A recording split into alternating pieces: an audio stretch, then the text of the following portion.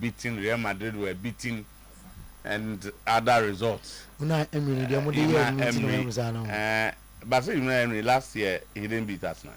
Last year he drew and Arsenal 2-0 and draw. Last year some more games things could have changed. No, last year we beat them.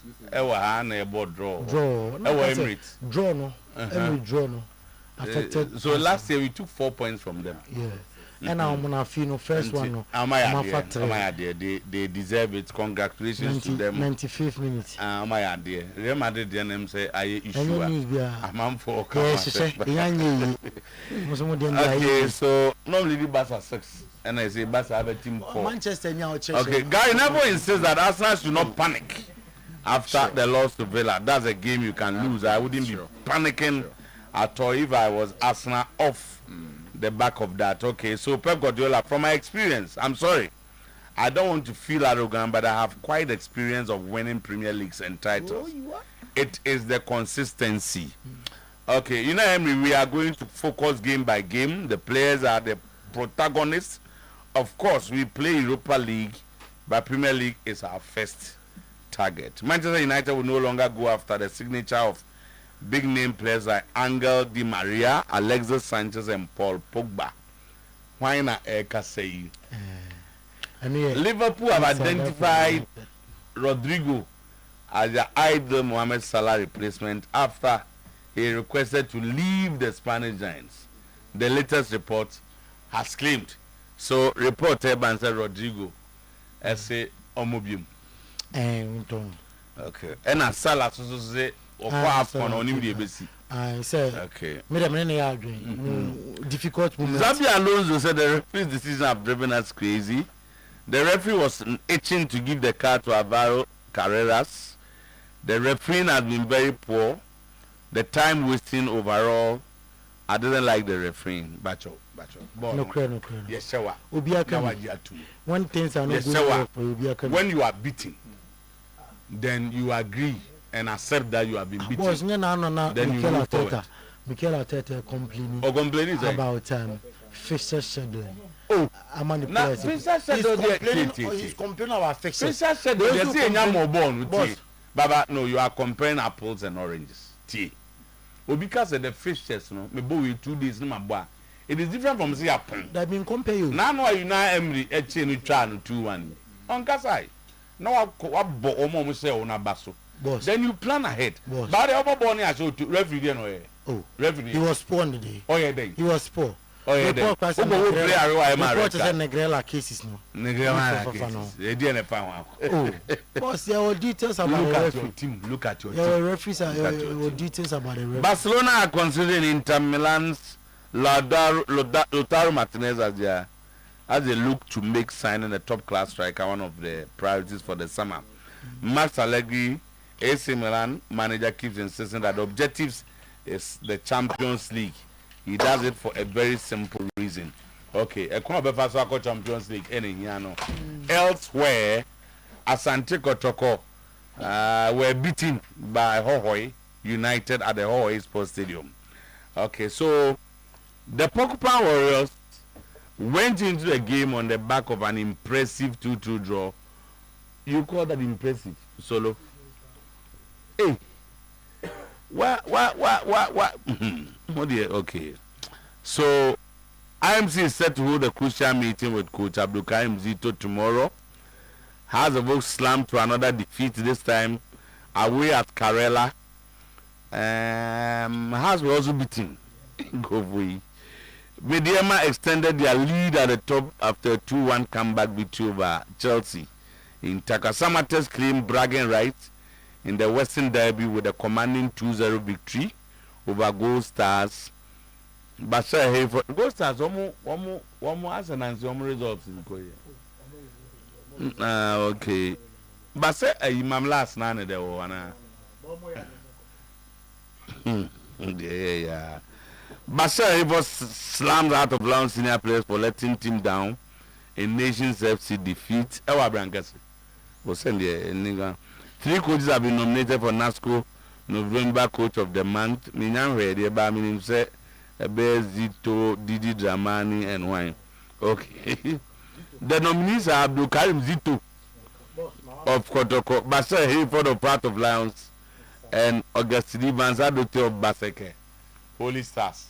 Okay, we need it. Baba, questions on me and Casa. I'm some Buswasam. The same Buswasam. Boss, can you saw na Kotoko? You know, preseason is on a I'm one of Kotoko. Okay. Now, are you a friend to no Perez or?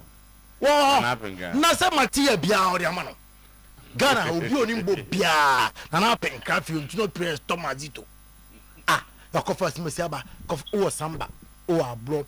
Ah, Zakaria Fusini. Minim your defender be Ghana, or boy league in a way experience for Zakaria Fusini. What Matthias will not be fine. Now we shower to be fine. United send your Dr. Ike na Oyen Obian massaging or Tramodin. I massage and Ngomaso, Nini Hono. Not up in cow.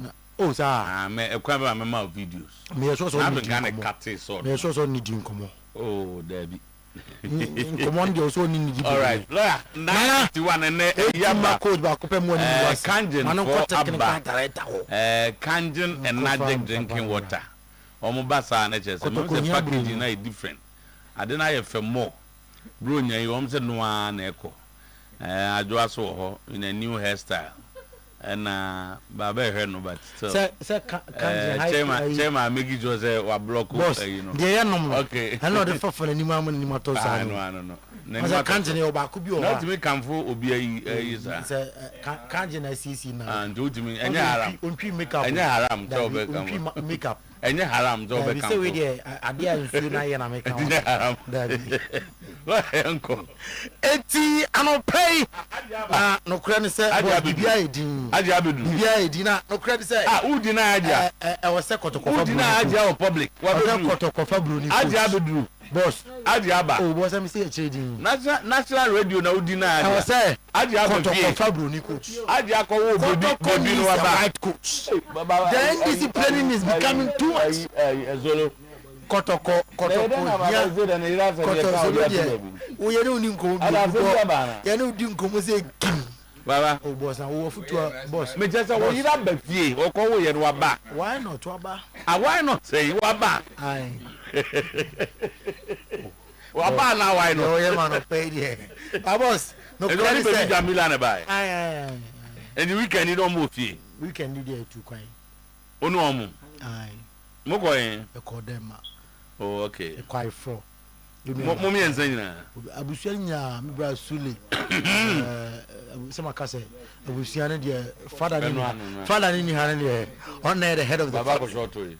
On the solo. Sounds okay, I say. To be sure to put us in your way. Eti, I don't pay. Young special good morning, BM. Na young Papa, in Timra Sanson, sir, you can't go from Crosso. And someone, Eti, and Tente, a boom from pa, and what Jumatian Sunina. Yet a sumo and not pay, dear Disafatanon. Ena ye cheche muye na wati asiye said ye se ene said ye fata kete man polibia e wo mu a yaroma kabu no pano ya batu ye boasi ye na ya tretre no ede amount said ye se ene said ye fata we are good to go na ene ye was special announcement before kanjena ma obi also crowning na wu nti yeba okotwa endoscopy ya ka chense masa eze ni nyina ko ozo di ntem yeba sha se afi Spain Alvaro Carreras and afi Hendrick enya red card emra Madrid elusu ye 2-0 to Celta Vigo no kan say nim gwasesem na o hwe de ko so ewo game no ma red card no ko fa so ba ye Alvaro Carreras nyina yete atom or pass Chris no so a obehwe bi enne anopay Madrid winger Vinicius Junior Jayate HM say obefi Benabao dia that is Ofi Madrida on team bia we Saudi Arabia e bia o dwen say Ofi Madrida obepe team kese bi Europe na fe wakosia kan dia yate and say boy no say Ofi Madrida e Saudi Arabia and obekono so bekom akope sikane bi na referee na ne ho aba asem no ni di ane Alejandro Quintero na Alejandro Quintero jaya teacher say one hwe ya na ya dimotuno etna ako second division ninginam anisa enra adena oyeyenom nukurenie mpenimfo no bia bohwerema agufiontuno periods asomsere masa referee was poor yebahwehwe nsem nom anya reporter eka yensa enano pay Thibaut Courtois was very frustrated with what has happened.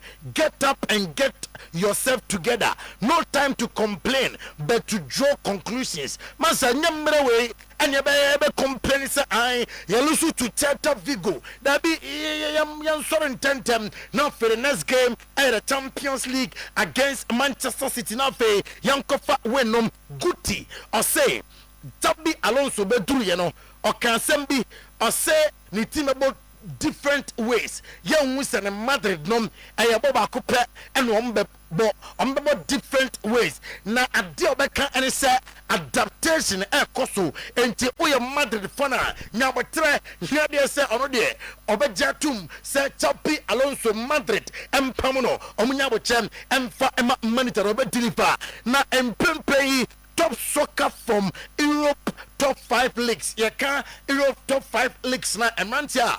Omasha more goals. La Liga Kylian Mbappe has 16 goals in the Premier League, 15 goals for Erling Haaland, and Bundesliga 17 goals for Harry Kane. Serie A, Lautaro Martinez has 7 goals, and Ligue 1 Mason Greenwood has 10 goals. Yatawan some L2 anim and apart from 17 goals. Harry Kane etimas in the nest. Kylian Mbappe, Latin of Madrid, Danny Cabaya. And also Nano to Rafina and Odi game nom Alejandro Quintero said you see performing and also Samuel referee Stambe say na se Madrid TV ko kapcha enema muye ye ete babontia na kwatra press conference na musu se Madrid gumadi mase wa hwenra kwan afa so gira game nom na Otuo-Acheampong a ayenim guasesem wo sai papa ene yansem a Dani Kavaya ati etujam anopay yatibi Emma wo na Chapi Alonso ona trene Emma Madrid ose no krenie officer me boys no mrana omya 11 na omorane na mo ambe 10 against 11 no omorane a lot and from the start aman start ye owie no se referee's decision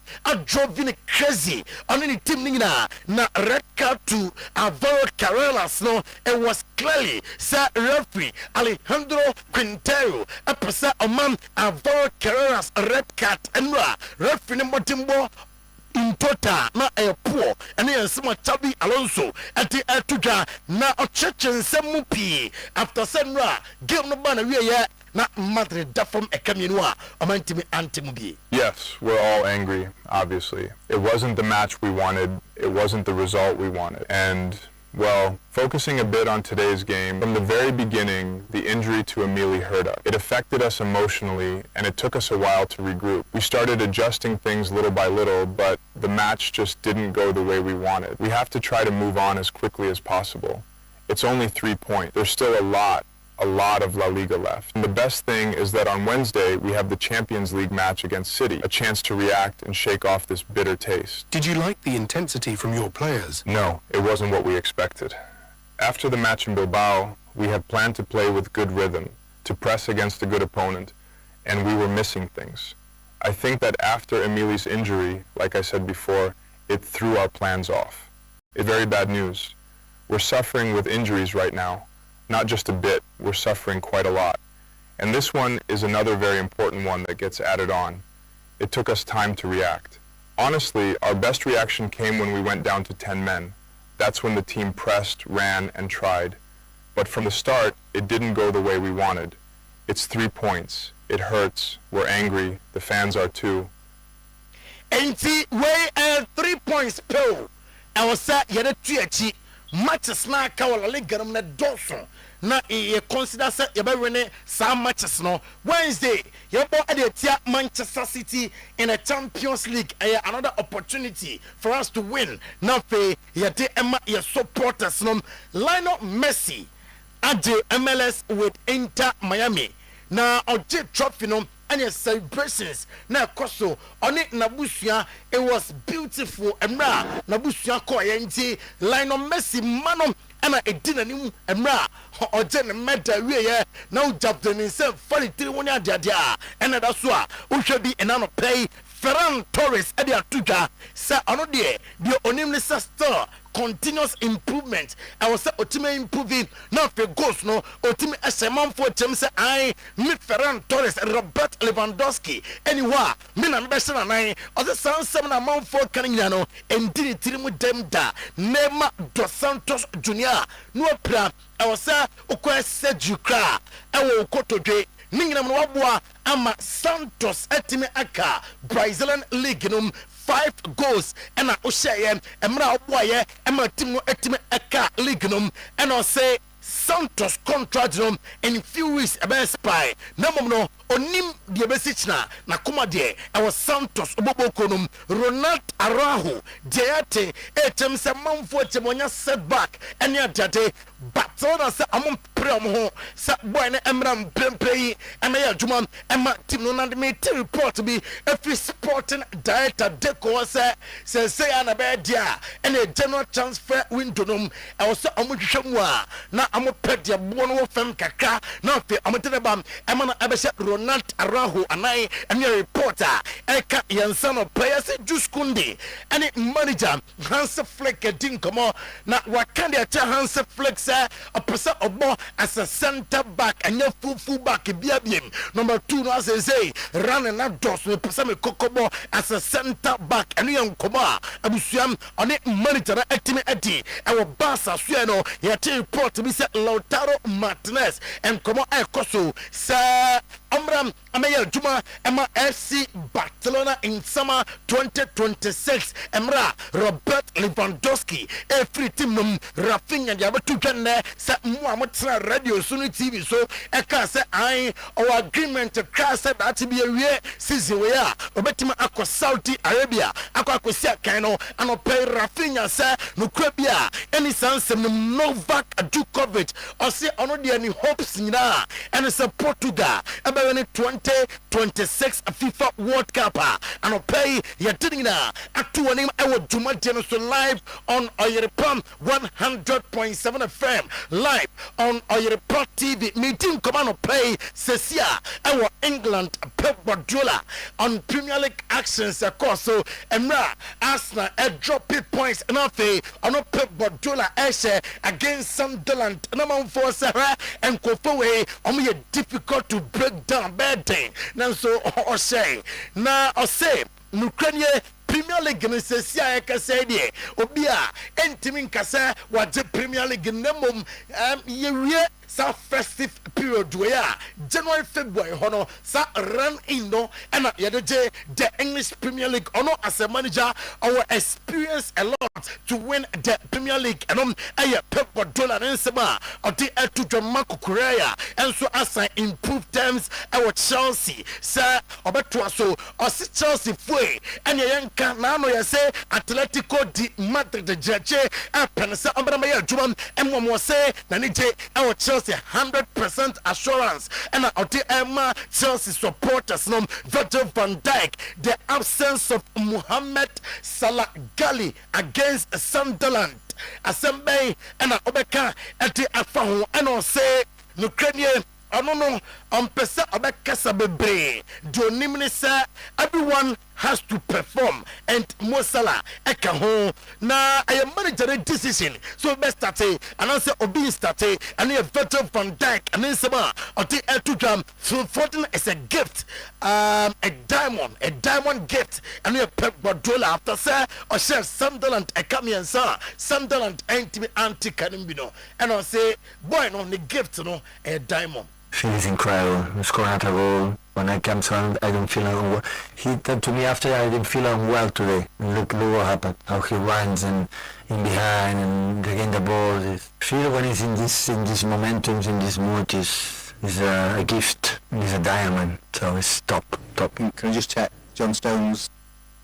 but Dolan in Sama or the Atugano pay Yadipi Amawo Meko Liverpool Muhammad Salah Gali new replacements Sir Elmokra can say or call up Korim the Obesi one way no free team num na yes and come on with dear Antoine Semenyo still Antoine Semenyo the right player Liverpool for fees Obetime Abba Abeshe Muhammad Salah Gali and I Liverpool some as identified Madrid forward Rodrigo Sir Antoine Semenyo Diano Anya ya Amote Rodrigo of Madrid Bebam no Ababeshe and I no ya Juma Ede Amatim no Mo Salah and Ukomwa Nice or there are two jaws say I'm sorry I love Erling Haaland I love him but I'm the current top scorer most I've scored a lot of goals in the Premier League most recent golden boots nina majeje episode Chelsea wajiji golden boots near the day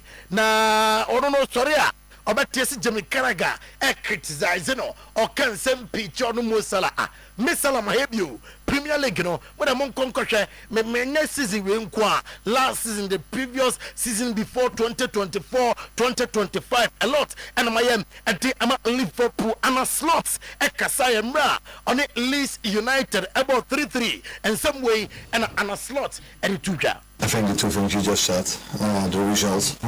We conceded the goals, the way the whole game went for us. For me, it felt there were so many positives to take from this game, which has happened to us many times this season, where you felt like, oh, there are so many positives to take, except for the result. And then it would have been nice to get that result combined with the performance, but not for the first time this.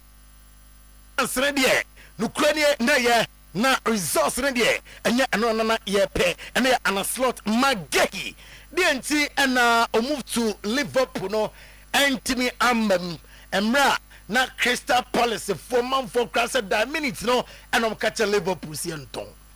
I think everyone has this perception and idea that it was difficult. It actually wasn't difficult. It wasn't difficult at all because when you're focused on what's the most important thing, it becomes easy. I know that, you know, God has a plan for me and whatever that plan will come into fruition at some point.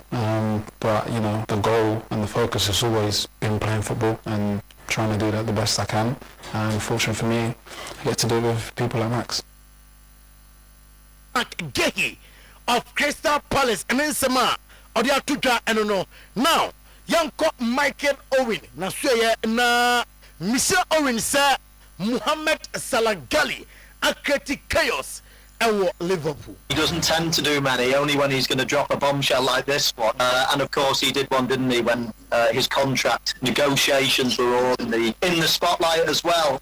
My take on it is I totally understand how Mo Salah is feeling. That's just the mindset of a champion. He's not, listen, you can compare him to someone like Andy Robertson. Andy Robertson must be absolutely pig sick that someone like Kirkes has come in, not playing that well, but Kirkes continues to play.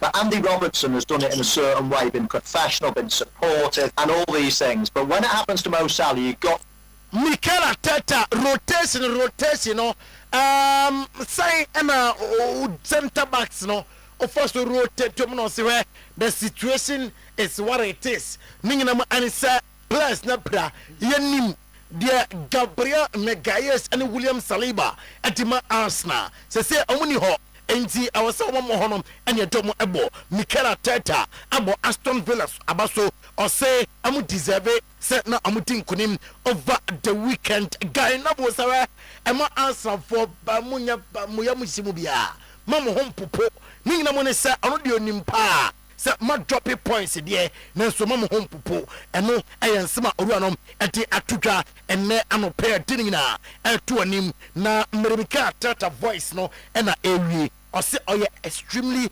disappointed after so lose to Aston. Yeah, obviously we are extremely disappointed the way we lost the game, but first of all congratulate Villa because they are a really good side and they are very good at what they do. We had some difficulties in the first half, especially with very unusual giveaways that we have given after regaining the ball, which is a really dangerous moment against them. But apart from the Watkins situation, which is a foul, I don't recall anything apart from the goal. And in the second half we started really well, much more positive, we generated chances, scored the goal, and my feeling was that we're going to go on and win the game.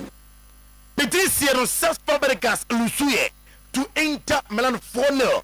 Amobusa no se me 6 Fabregas. Some kobo ball. Now me 6 defenders co-defending. Also bitimbo 6-3-1. Obitimbo 5-4-1. Any enkobe pe so belusu. Janse okobo game. No the 5 defenders or the 6 defenders ekojechi onye sada. Mike Mignon.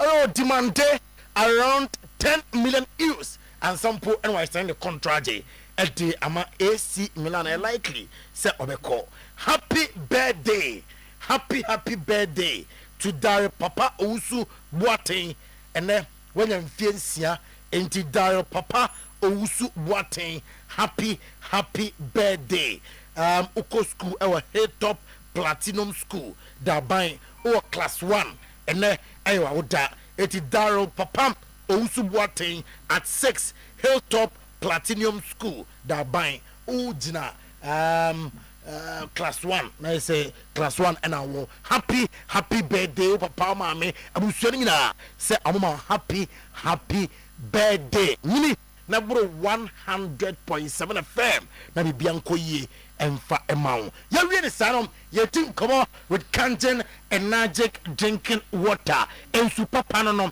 nso a testimony obi am recommend nsuo no ema no no num bia no kwa de otanom ade no the eyes any blue kase tente no wanom wa say no osa 3 days bia no the hospital he said nyame adom onko hospital bia dem ye edima no nti neme koye de man boss e betiu welcome so congratulations thank you say bia koye so of mama hey Tiano thickness on Tiano all right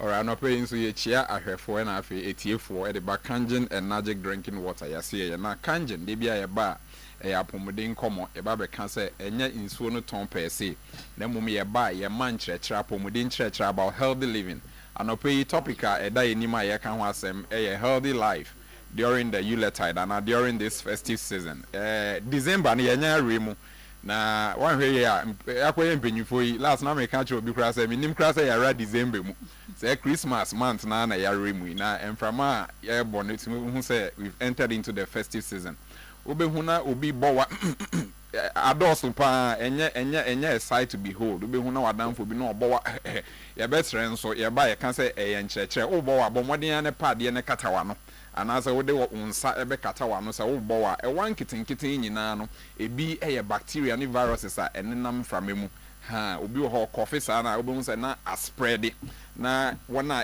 sneezes sa no nso no droplets ne niama no but inso a betumi afight sa niama no sa nso ne ye Kangen Energy drinking water ha sa wan kitenkiten na amanfo obo no bi ozo enye hwe ebribi eze so utumi ko check up na ohwe mu yie na onya Kangen Energy drinking water ade ba kwa ye bo hu de hopa ne say nsuo no etumi cleanse the system no provide detoxification and one of the benefits I can say ebia unum Kangen Energy water na o colon o intestines no mu aye fia Kangen nsuo ni de era ni pedue mu a ekokọ cleanse epipa mu na afi ni eye fia ewo mu nti anope ye nkomodie no eye healthy life during the festive season we bisa Kangen nsuo no what are the benefits anope be studio na me Google say what are the benefits of Kangen drinking water Kangen nsuo no yenim say we have different types ye obey 7 types ye were 4 alkaline waters and ye were 2 acidic waters and ye were 1 natural water now 4 alkaline waters no born e machine sizes e ho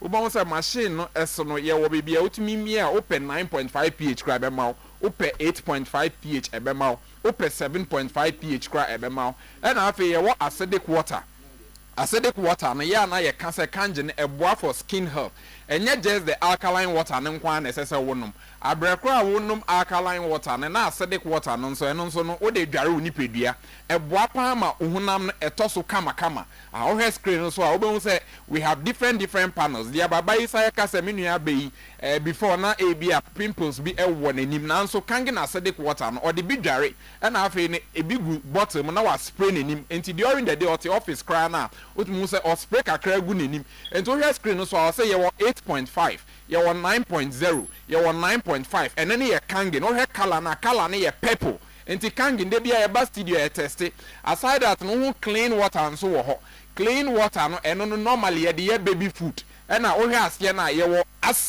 acidic water na yellow no eno no pH na 5 o say body care na skin care and 2.5 acidic water na strong acid no and then sanitary enti eno no ye dey prepare a table so when you so bekwa akoto cleansing there be who strong acid who kangin machine no ho a ubetimi a produce so kangin next slide ha wo hwa e 2.5 pH e 6.0 pH sa mienu na e wa ase ani nyina ya acidic water enti ye ba studio ye be demonstrate ye test wa ha ma ho say insuo ni color no we color ejina ho na wonya insuo a orange o bond the same way na obetimi e dey ato nchen so a better say ye kasa no good enti wonya 2.5 pH na ene na acidic ya ba studio ha be test ya no insuo yi bia obehwe color na ye orange enye me na meka e pH no na pH tester no di adanse e pefe e ma wuhu and then we have 6.0 ene ye yellow eno so ye acidic and sana over top na your best 7.0 a neutral water and a green.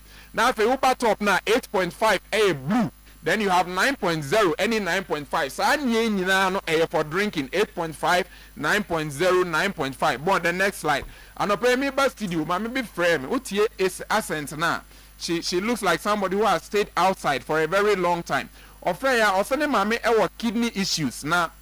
Opesa order insuo ni kakra ema o maame na o maame num ono nso enum bi and I was trying to inquire from her how she had the product not to say or outside ni nyina no insuo a onum no enti metie say na me say this is good most of one a efre ne ye one a wo mtena amano ne ana o matena amano ne saa o maba when they come they know say outside there no alkaline water very very good water me bona yetie ni community our very short audio say name me ofre no na me guarantee I couldn't pick. Yes. I need the location where you guys are because I need to come and purchase some of the Kanjian water. So I'm in Kumasi right now, and I would like to come and buy some of the water. So can somebody answer my call or call me back? Enti utien komona, I say I'm in Kumasi right now. We frame on aba. Me ba na me bo ache baba. Over the weekend, and I'm software back. Me software penny. Pastor, justice appear afu say on na offensive area head.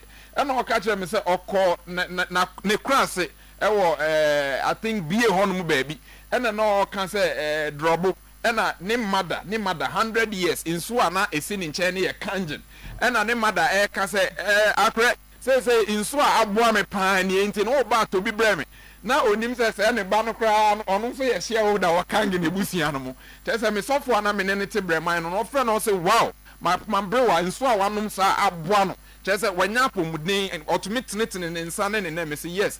Kanjin in so it is for everyone. And to 7 types of water machine produce here and then there was screen so born our videos by me and say be a person now you're looking at the benefits of Kangen energetic drinking water and to make us say your numbers. I draw the numbers ever to draw. Your number is 0241 44 91 0241 44 91. Yes, this is a sample of Kangen machine and I hear testing swahe. How to move the first water na mi buye and then ye baby alkaline fa.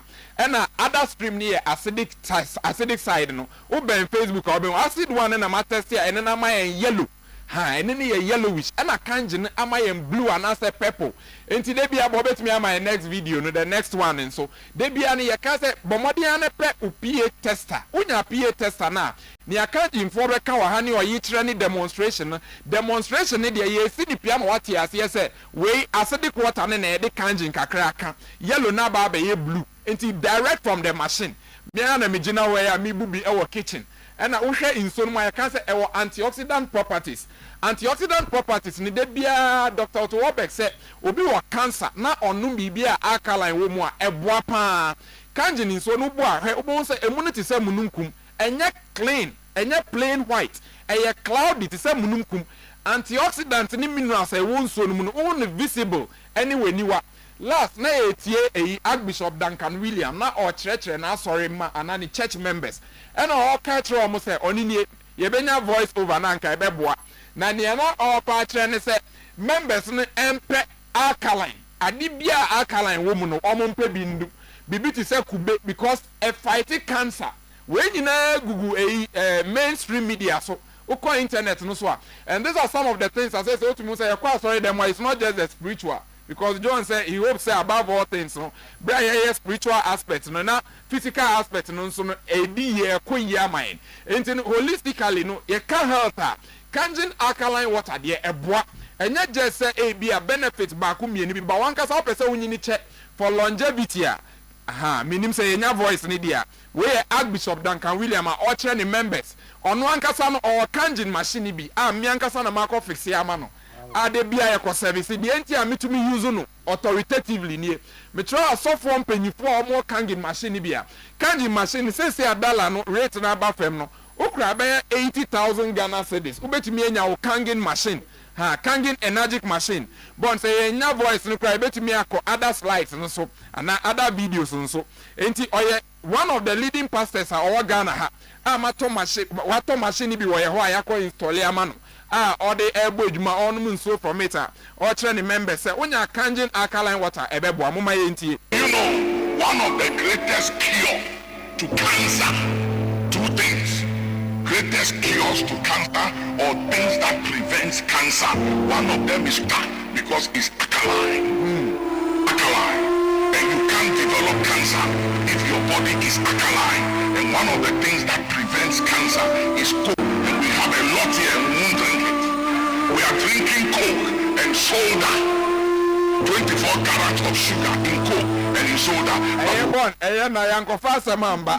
O say the beboa pan no say obi penny ama alkaline wo mutu say kube. Yempe sa niama na yenum eno na beboa yempe kangen energetic alkaline water. Benefits no e be ne say eboa with weight loss. Obi wo ho a bia utumi say oye very weighty or you very heavy. And pay me by me the AI search kakra say kangen alkaline water ne den na ye benefits no. Okay, Kaya, or say improve hydration due to microclustered molecules. After or say potential detoxification through antioxidant properties of molecular hydrogen and maintaining the body's pH balance. Molecular hydrogen, some months back, me baha ebetre mo say was preventative and then curative measures. Enti yenka say kangen in so area, but because of antioxidant, molecular hydrogen na woman no, the smallest molecule. Na was preventative and afi was curative properties. Enti etumi eboa immune system ne yet den afi equate area. Utu aso a ore obi oye exercise bia no kangen eboa ma unya recovery because it reduces lactic acid and afi it is good for skin care. Enti ni anope ye kanyina wa ha no ye pesa wo ma weni eba nsu a wonum so se kangen nsu no eye pa apomuden ebia na nsu a wonum acidic. Yembra studio quickly na ye hwa de ansa na ye demonstration no ebebe wie yembra studio ohe presentation anope ye wo 4 waters wa ha me sheda sample na according to the pH level. First one ye de wo gallon mo ha it is saying so na me test wo machine mo direct e wo kangen office ho. Ohe second one here be 8 pH here eno so ye blue ena afa ye wo other waters e wo dwaman so de bia ye ba ye tobi na ye ba be test enti anope de wo here last born me say born solo ena me bray mo ma ye so bi ma ye test wa ha na mo num ya na ye mpese ye bebodi na ye test ye na ye very yellowish to mo say acidic.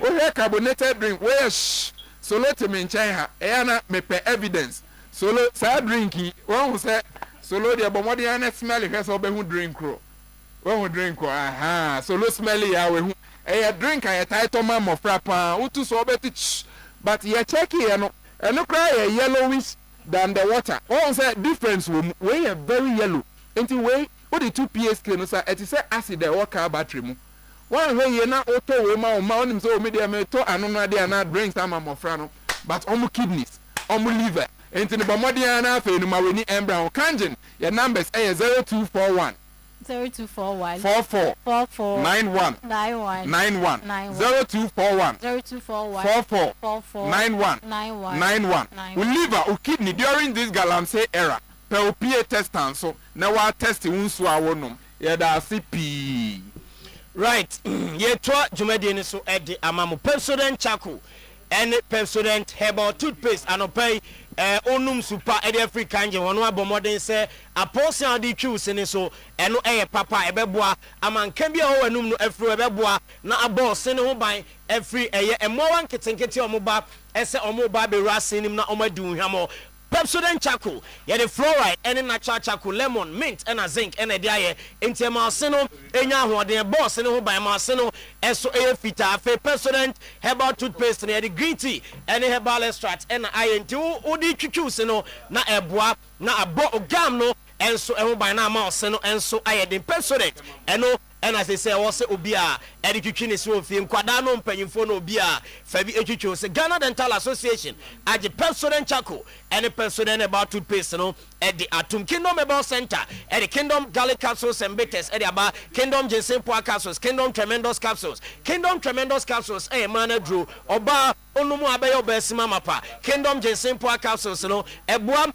Sexual weakness, waist pain, mental stress, now from physical energy, and a Kingdom Garlic Capsules and bitters, no, and also arthritis, hypertension, kumayare na fe cholesterol level, no, ateso, edi ama Kingdom no nibito, our Kingdom Mobile Center, Kanshi Drug Lane, a pharmacy, eba shop, chemical shop, okwa, ubenya bi na wato. For 0597-298-855 na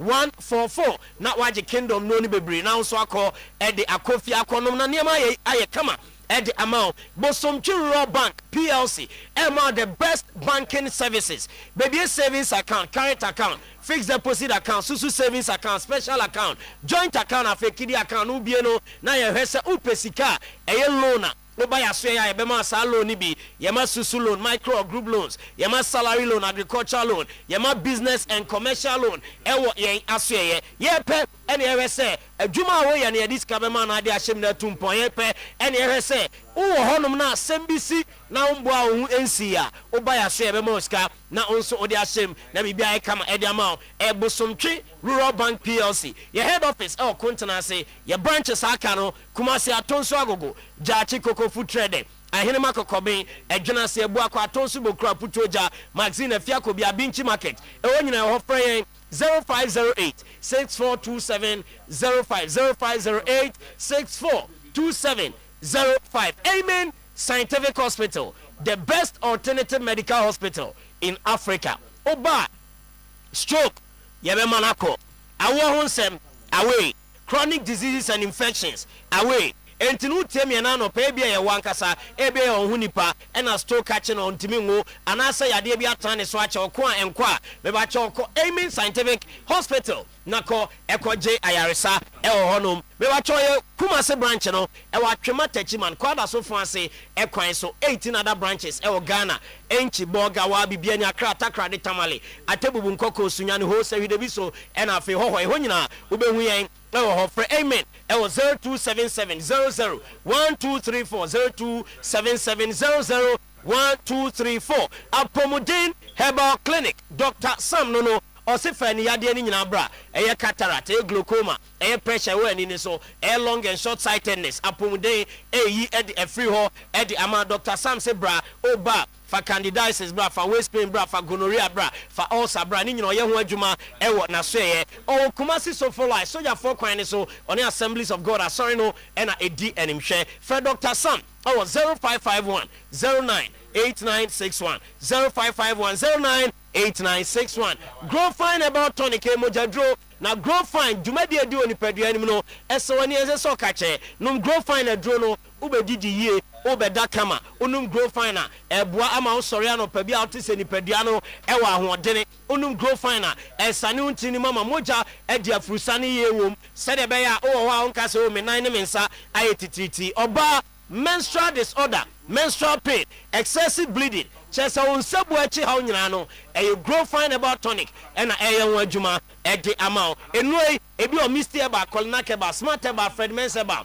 Apidank pure leaf and a fake chemical nearby shop bia for 0244 596532 0244 596532 na also only Grow Fine at the Encomo Anglican University College of Technology yagusua eje addition for momre na programs awodo pi ene ahyehyɛ gu awoba no abesua bi na so watumi anyini e de akobo obrada ache BSc Physician Assistantship BSc Nursing BSc Information Technology BSc Human Resource Management and a BSc General Management wasi for yejemo GCO advanced level ya jemo HND for mobile foreign students most mobile na mabesua de Anglican University College of Technology me wa cho friend 0501 358568 and 0505 091054 na wajo form ni bia na so be called www.angutech.edu.gh ya form no e hodo akwa ubenya bi na oso wato ABA Herbal Clinic softwater osi glaucoma cataract syphilis ni no ono de omo wadro na odi agu aduane mu adi odi gu aduane ni mu di a me ba cho ebeti wani ni so e di ama ewra ni ni ntini so na ye ho adwuma se de be ya aniyade no entumi emba enti bra Herbal Clinic na be je adro ni bifa gu aduane mu di na enye ani ni ho adwuma nyina emfa emao stroke prostate liver any kidney ade ABA Herbal Clinic ena eye ho adwuma e di amao kwada so dwuna se main market e chi onoma doma inkro we ba cho ye be Beneza preschool ene apia kubi coast store ebon pa from 0541 565 199 ena 0502 812 161 na one ABA doctor softwater enso edi enkomo boss na no efiada ena mega watch night no eba so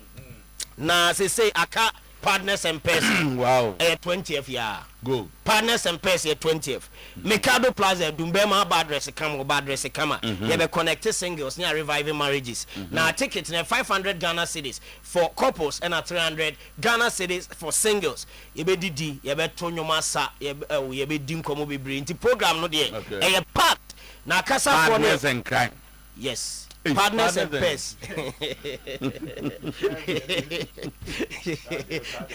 It's fresh 0506 044 834 and 0249 725 017 also wajinchi. The tickets now ready. Tickets ready. I ready.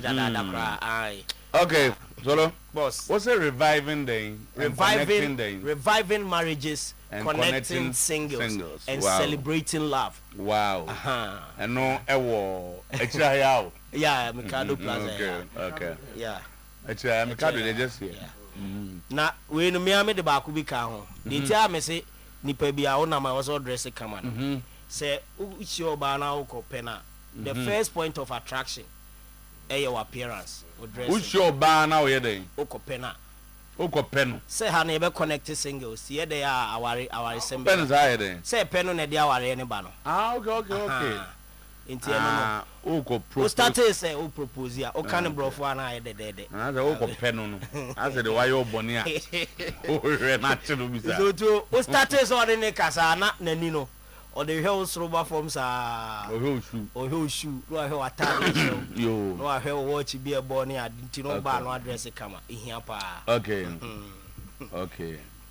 all right so look at that so but next time 10:32 until yamvanjije so na very busy over the weekend some results come maybe and kwa maybe Real Madrid say Omudia na Real Madrid the others were fine but Real Madrid the other a problem clubs now a ticket on the dorsal AS Roma is having issues back-to-back defeat for Gasperini and Napoli beating Juventus I might say Italian Serie A Jibo Misutu Omenia pass on the of the who say they are in for the title and then Milan show that yeah but no say they are keeping the race back to back for Antonio Conte no say Conte there what say he has that under his belt Joe with Juventus nenya asem ketwa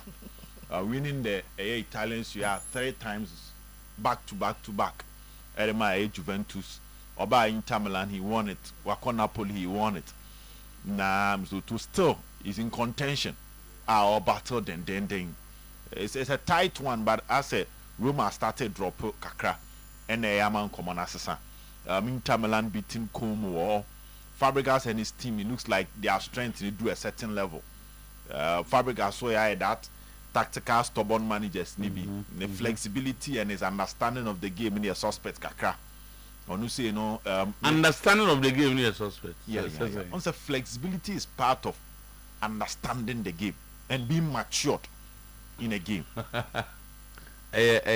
quite controversial.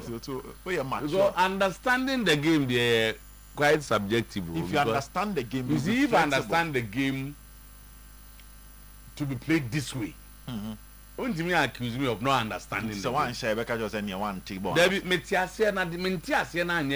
enough. Because you see, you cannot win all football matches. True. But if my understanding, this is Fabregas, Timo Cray, and then the understanding of the game, Kenya Hana Komo, look at their budgets, look at the quality they have, and to say that his understanding of the game is suspect. Olusu 4-0. Oh boy against Inter Milan. Yes. And then on make us a drew baby. So call it San Siro. Now by against Inter Milan. Yemfa be Antonchen. Managerial changes kakra na hitting Inter Milan among issues. And yes, sir, Inter Milan last season, not 3 trophies na non person moje. The Coppa Italia, non person even Omone Napoli Koya to the last day. Our Italians we are and Napoli champions team to could do final. So if you are playing against such a team now away with a club like Como, there should be a pattern of play I'll be displayed. Yen kone say me say it say na me koye no. And not say your flexibility no is under a suspect kakra.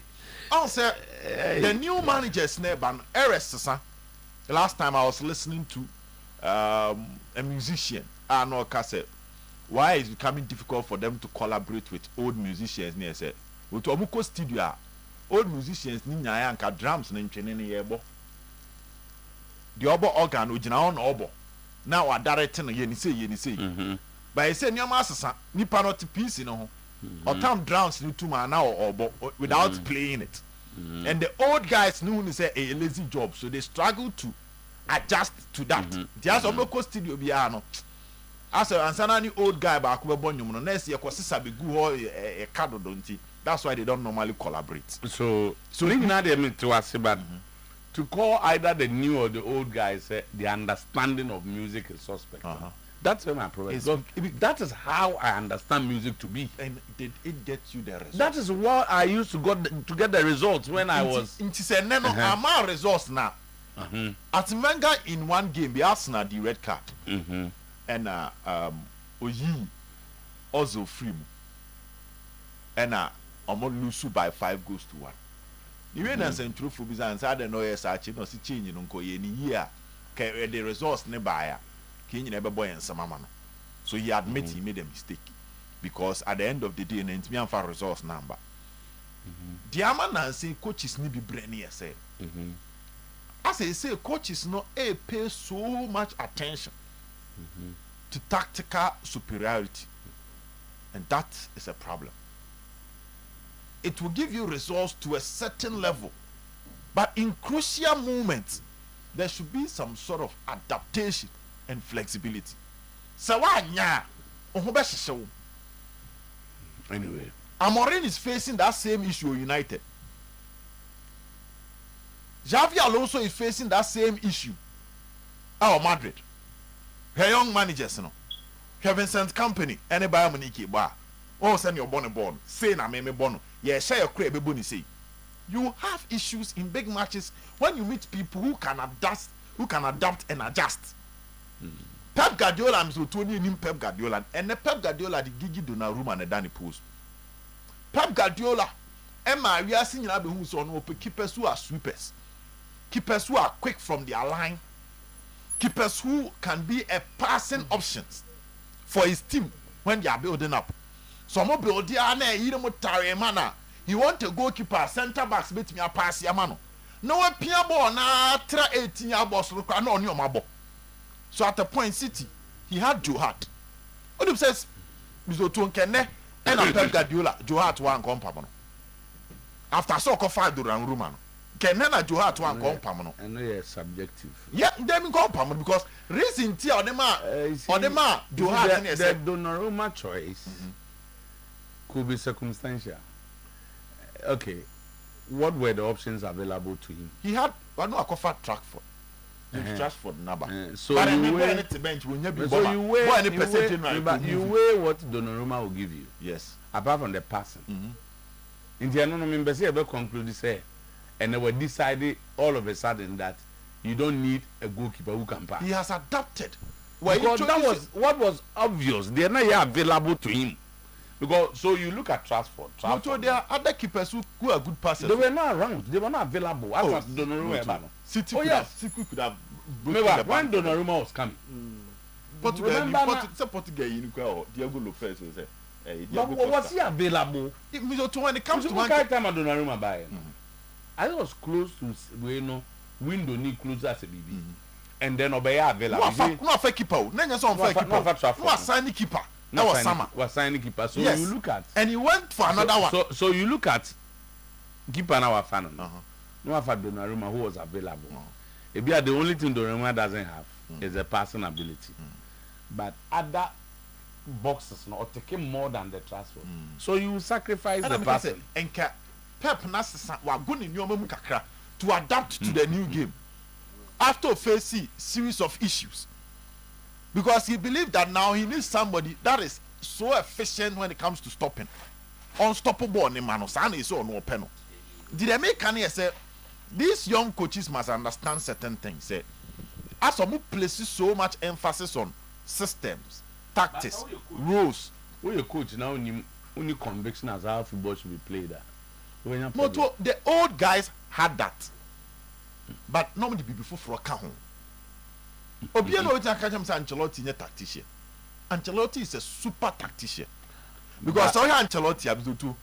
Sani Christmas tree formation or Kobo AC Milan. Only tactician, I want to be build this idea. Or say yes. Moto, Saoko Madrid.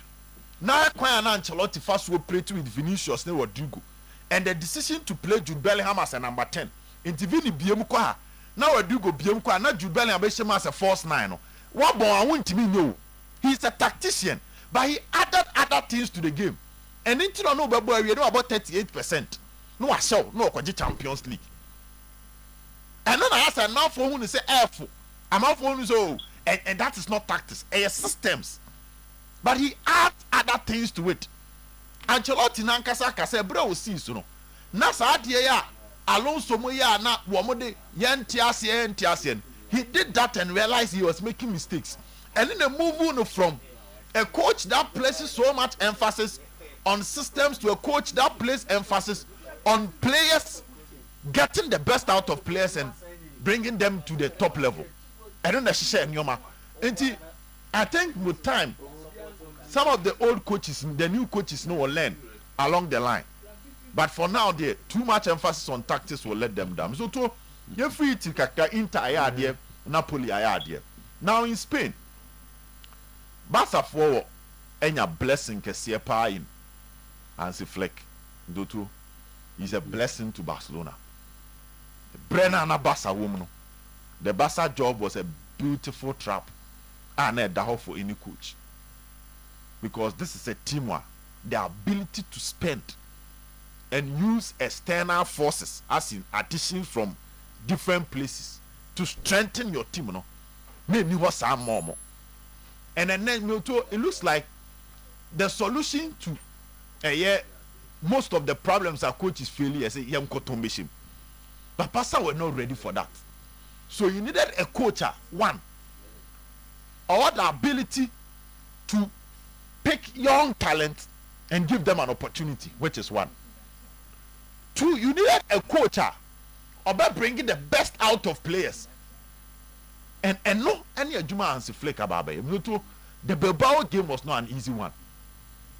They match heading, but he managed to beat them. Yes, you talk about the scoreline, 5-3, Shenhamin show.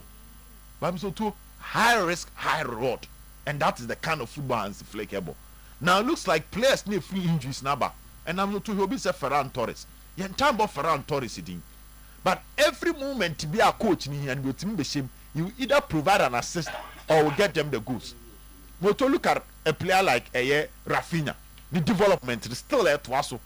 Now Gerard Martin, shed the oil way to the Paul Kubasi, Eric Garcia, Pedri development then drop away. Ogusuano Pejam, and they are blessed to have him. Let's see how things will go. So to be there, they say opinion, or can say you see a different Barcelona when the players return from injury, and that's exactly what is happening. Our club friend Barca, and they delight to watch our coach in Ejuma. Alonso challenges in the course. Na against City no nebetre.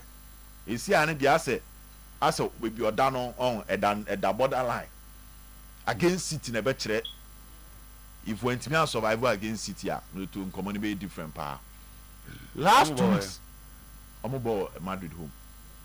Last 2 weeks, and a story in the bar say, still now for Antonio Perez and Zidane. Because who said Zidane ne bar, and not telling any bit me at Japan.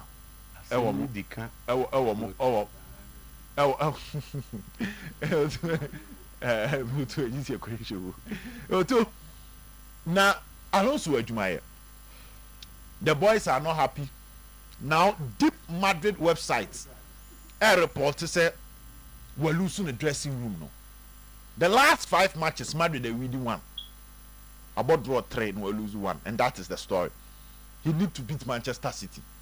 No, to every room. Tiebeka wants him in subsequent times, but it comes back to young managers and playing so much emphasis on tactics. I feel I had your opinion in some. Number 2, come a striker or Anfield. A striker pa.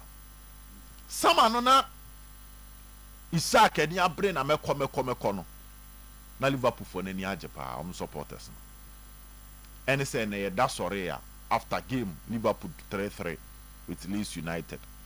Mohamed Salah and for the phone ekutriana no otu wejeje gunwa akofan sembe braba.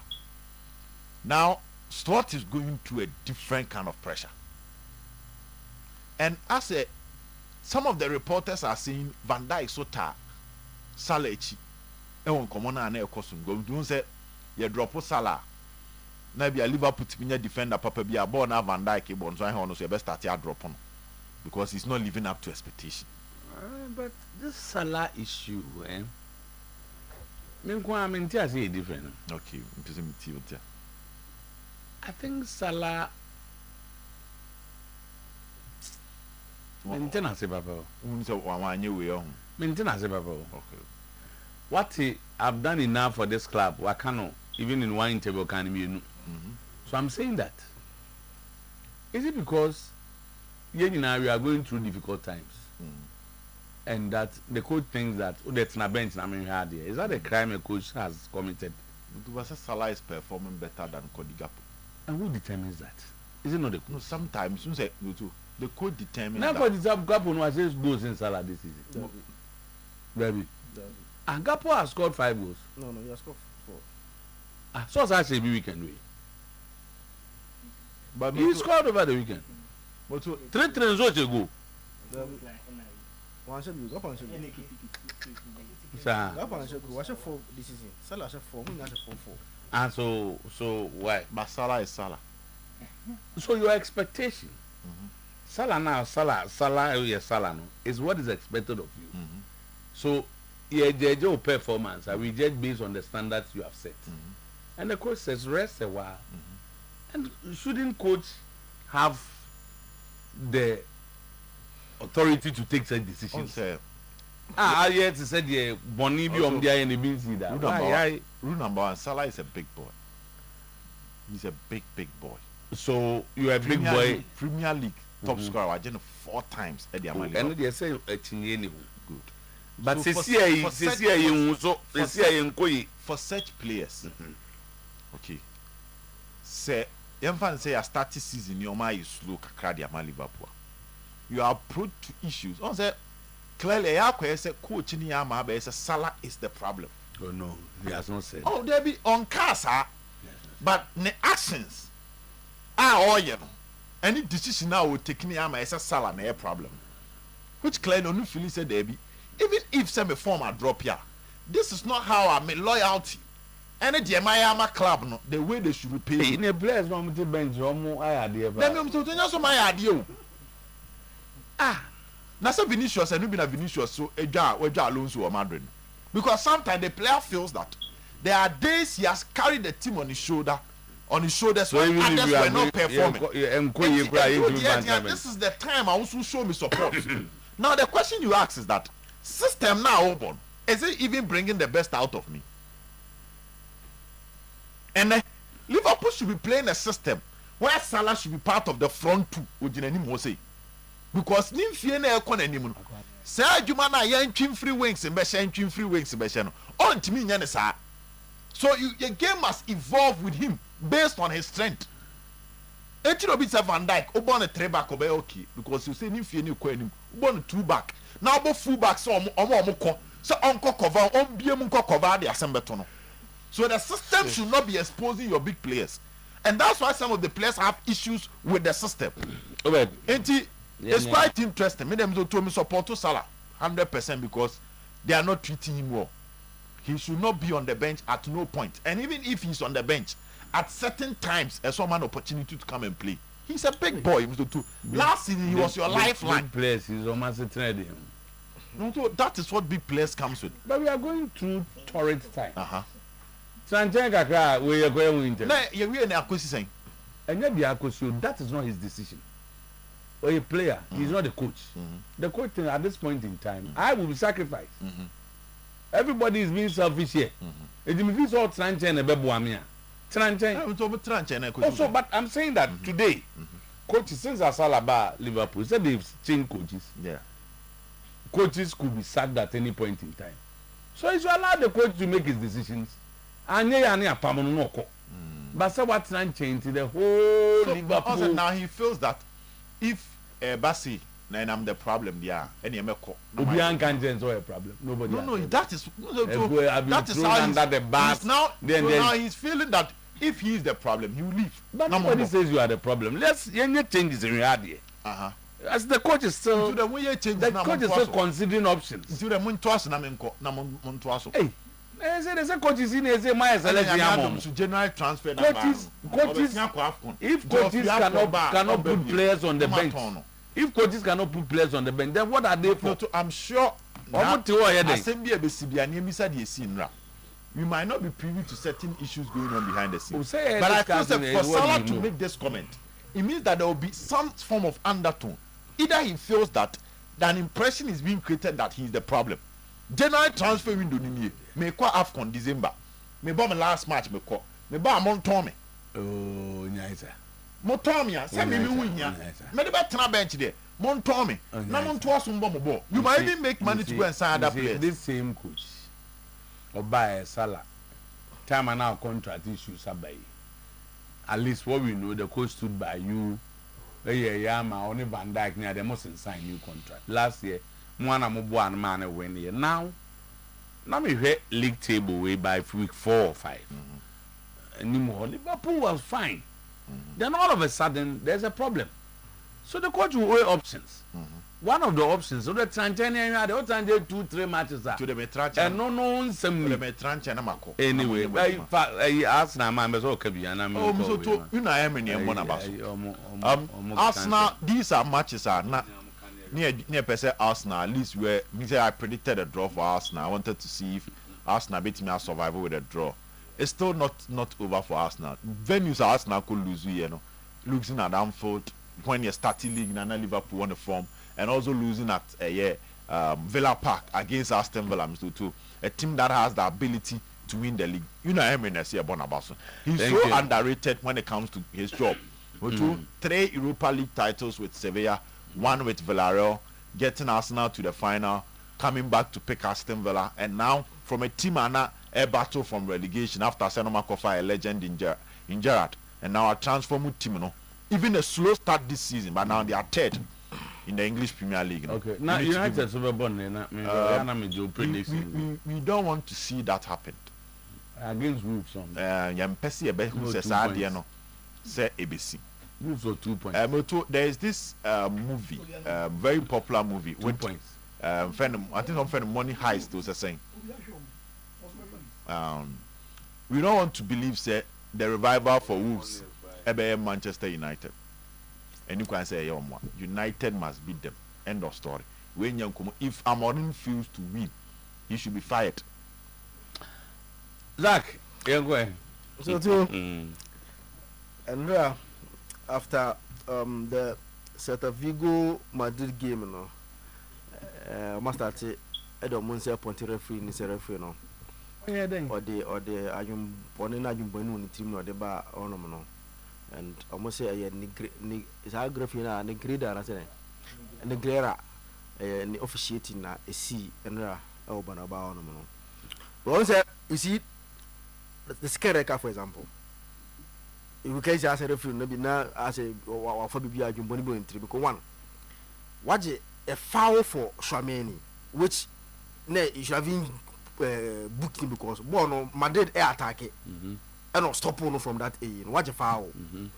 Then Madrid now the form one or the form 1-0 or the form 1 man. So they are inherited to play Bono and form 180 or map kick a Bono. No, some Vango to baby also. There be say na we boy Ghana on one foul ball as a bone in him. It all the almost family foul see that. But I think say some Vango to. No, but born and I'll meet my almost the born in anymore. And not directly say you should go back. That's what I saw anyway. Say, and now we can show it. No, but I think born bet me. What because the man we the second yellow card near the red by. I see what. I see he pushed the ball and I say. That was what sir. Decent. Was what sir. And why should so be at sir attract 2 yellow cards and a red card? There was a first yellow card. Na I don't know or two and also BBC second. And the same thing, sir. I saw a player down. But it was a quick scene, no? Yes. And also who said that we go player back on that. I mean, like who would a Basisiano. One question and I'm saying you, Anna. The second yellow card was as a result of a player down. I don't think no, born here in the Carreras. Second red card, no. Any. Into a Jeff Hour. Oh, born. Anyway, radio for the that restaurant. And he did it. And the born call back. So, what I call back. And what kick it. And also, it's a born. It is not 2 years now. Come on, you look at. Also, Casson Fabo. It's another one.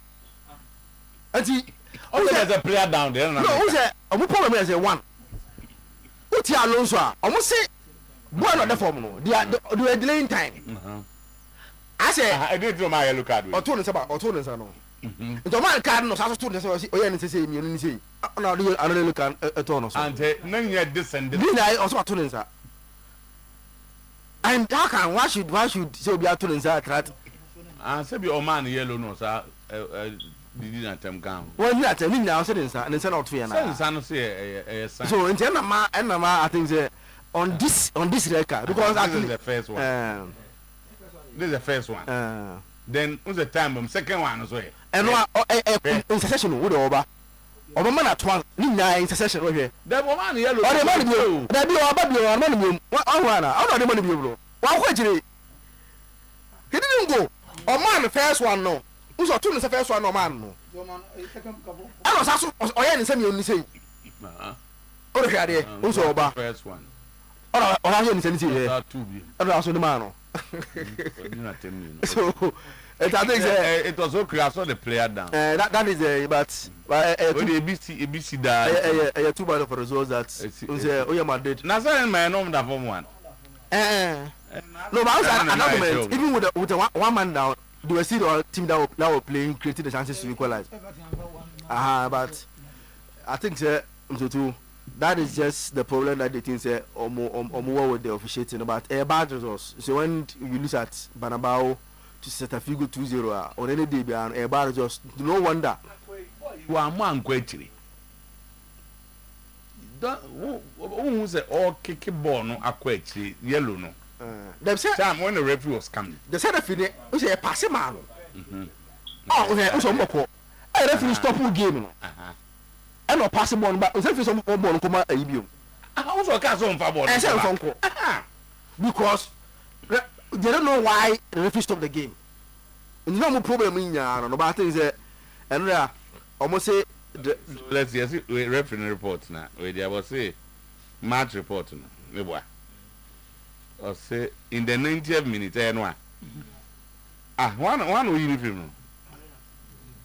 Okay, in the 80th minute, Alvaro Carreras was sent off for the following reason: for speaking to me with the words, "You are very bad."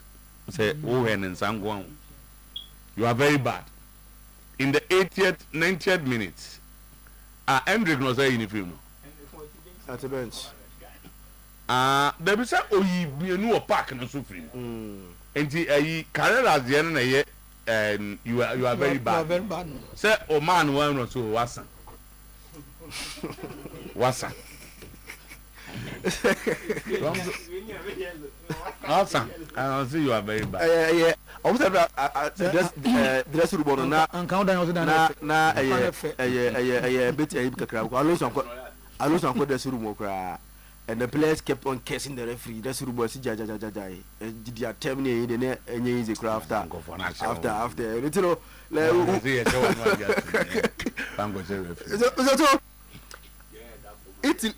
Italy ka krebi so and Napoli and Juve game na F pa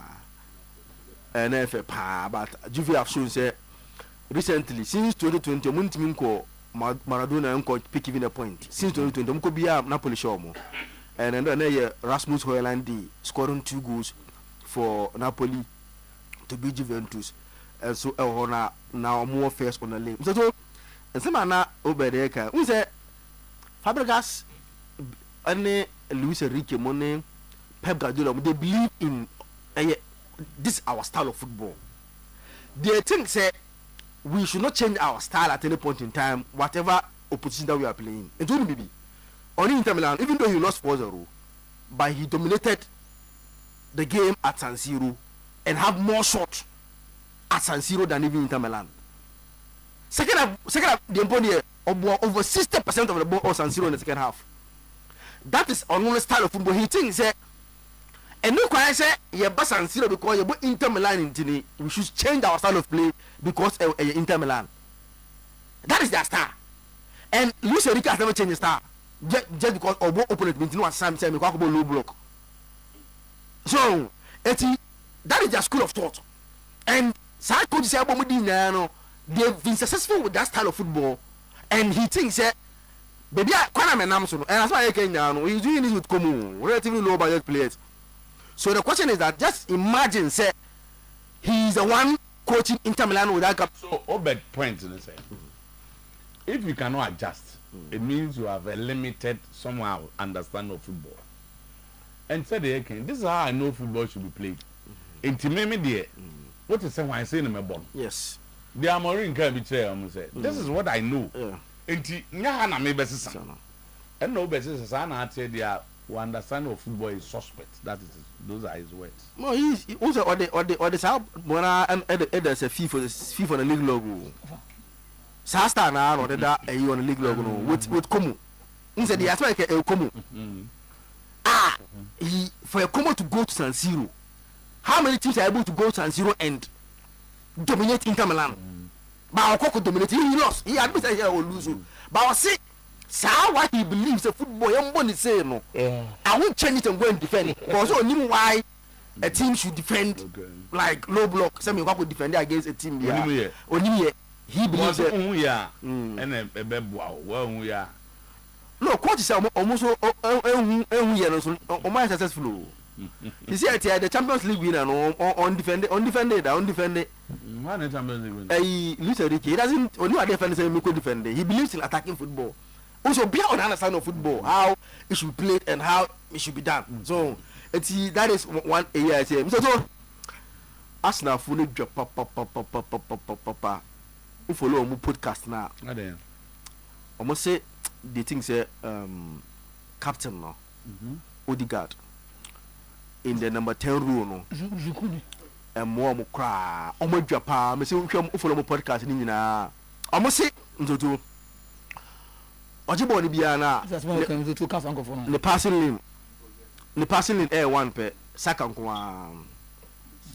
almost say Saka ojibo no pe we say as a number 10 should be scanning all the areas in but already Ojibo na passing the neighbor Saka nkuwa Ojibo na pay Saka Now, I say time now, play now, maybe a better chase, number 10. No. They saw a different Arsenal team when they were attacking. Or by they've gone back to old, until I said, I tell you, baby. Number 2, to opinion. There are we no come now, they won't move more. Second goal now, after Villa, one for second goal, na FCC. But I know he was the nearest person to have closed the gap. I think we close to that, But Ojina, Sama, born, no, one, and sign a ball into Shadi. This Odegaard here. And he was a born cool chip Krempa.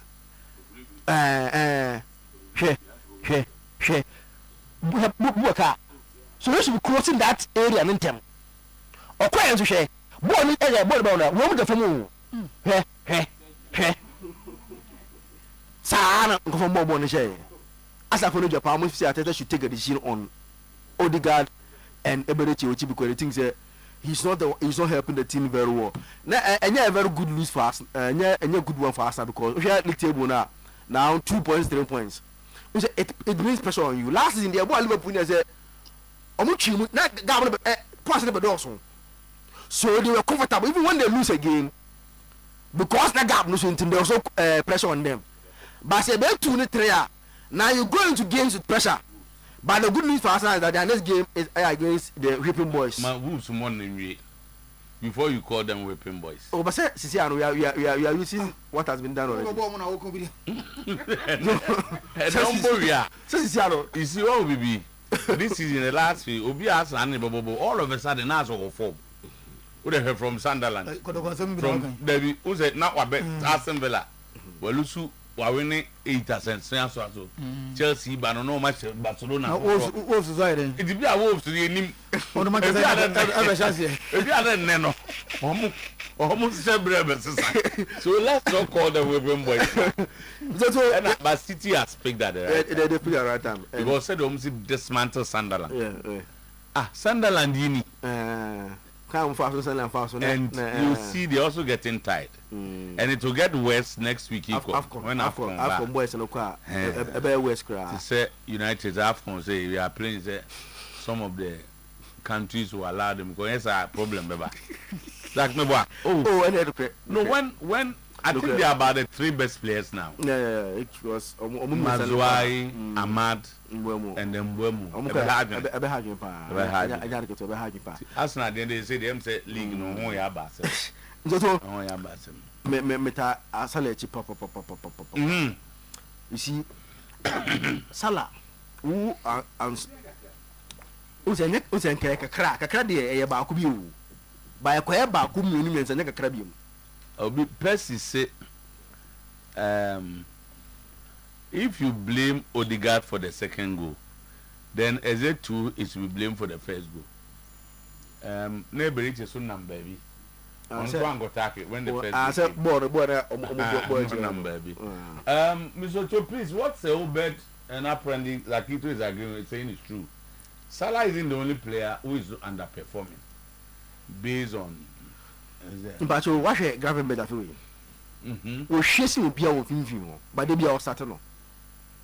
Only one that's why you just look at Jones is there. Oh, but Jones is not holding it for and yes, young cast on move as the number 6 young cast to bench. Salah won't go. Government, but we chasing will be this is it. Goes like a no. We blame Van Dijk and other guys, no. But this year. Problem pa to cook a separate team and film on government.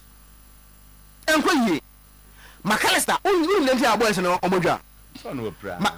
McAllister this year the form 9 year no. Or Benton pa but on Magic government in the oh. He has bent McAllister several times this season.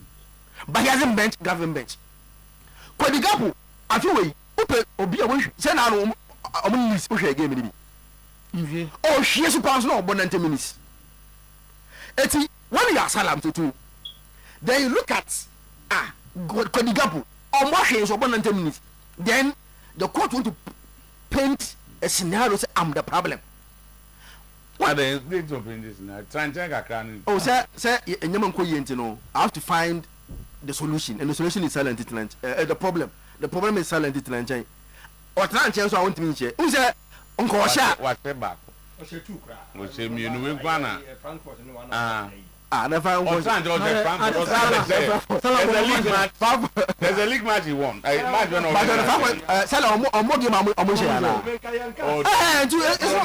Tranchen, about 3 matches.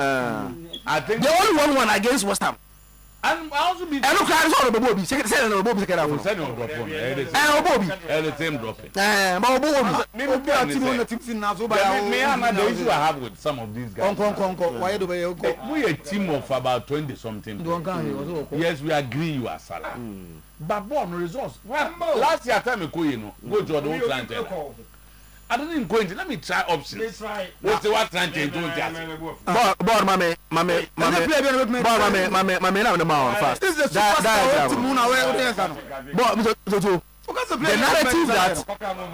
narrative that it is not even the next no point. That's what the distance covered no the no so the Utie most of them they are not somebody has something to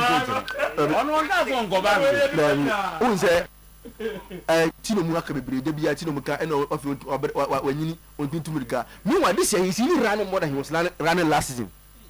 Yes, 9.7 kilometers. Salah is running this season more than he's last season. Or running we don't know what you go. Running no. Etino Mpacho say young fan say things are not going well for Salah. He's trying other options. And Gapo, what has Gapo done? I don't know what I'm saying. You see that as what has Gapo done? Because Gapo should be performing. Now, I'm only listen for so at least Salah there. Born and Gapo, the man I know the one you know Salah would have at least utilized those balls and Gapo say no. He's a big man. Now there's no intimate sprint too. What about I heard sprinting? Oh, that's very much. Salah sprint is what? Just about 3 or a bit, and that's what. So, but the point is that Salah should know. Send a form about from Kaka. So not to know also form about form. I will for coach but you see, the point is that he is taking the decision. Yes. And that team, say you know, you can't see you coach. You will be Salah on the field. So why don't you allow him to make his decisions? You see, this one that say you Salah did not score a goal. Over Liverpool, your win percentage in the game that Salah didn't score 31.6%. They say, who's a Casala? So that good on their back. Casala nyasa form na. And then baby Liverpool. And to answer, you see that assembly na answer. Why na issue? Because if he's not scoring, someone those that you trust should be scoring. Usaka, Amusha, a Ketiki was only 5, just one more than Salah. About it. But what the ball man movie? Oh, or Tinchain on man. Oh, man, get in your boss, or man, or maybe I know the number. What do you done on the Juno boat? Some players now are more bono. It's not like anybody is outperforming Salah, even when he's not performing. Eti Solot uncle go say uncle say you no kan he Liverpool nya ne dia won kan he mo na mo the how many I say at least so far the Liverpool supporters no e bia for Tino Nkwan ma say because Tino Nkwan ma say but so far the Tino platform bia they think say Salah he is the greatest Liverpool player in the Premier League era. Hey, how do you treat your greatest player? No,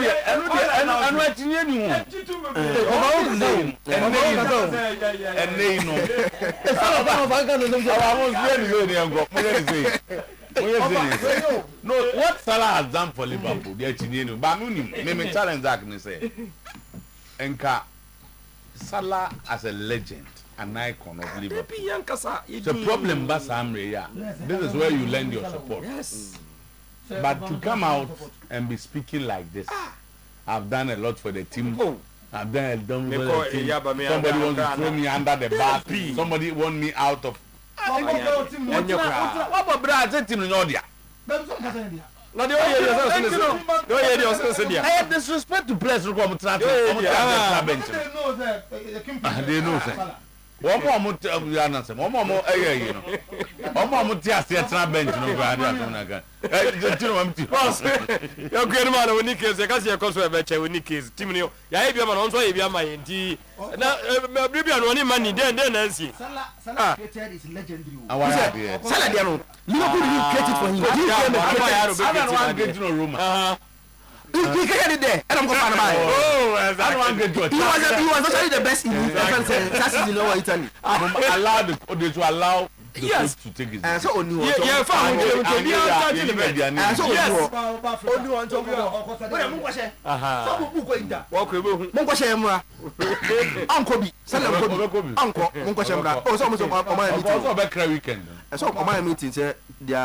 they are thinking of not allowing him to go. And you know, maybe I'm also coach, you know. Problem is the man that saved his job. Salah has been benched on 3 occasions. We have played. We have picked 5 out of 9 points, far better than the last 7 matches. Salah started when we picked only 3 points in 7 matches. Salah's attitude is uncalled for, and I'm surprised because of Zach's attitude towards this issue this morning. Boire Francis. Now, okay. Sunderland. West Ham Leeds. No, we have 5 points. No. I never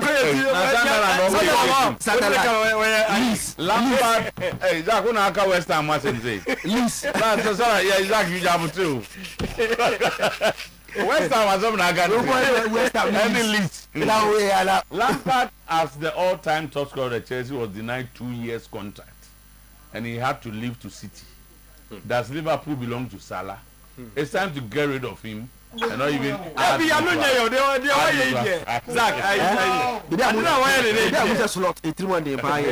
The man that saved his job for him. Last one moving 1 minute. We are just over me. Who's the Keza? Keza saved his job against Sunderland. The following match. And now, 1 minute bomb will be able to. And doesn't actually know. And doesn't actually okay, you can't even have in fact, as a call him who say, okay, and teach man, my child. I know me, so no.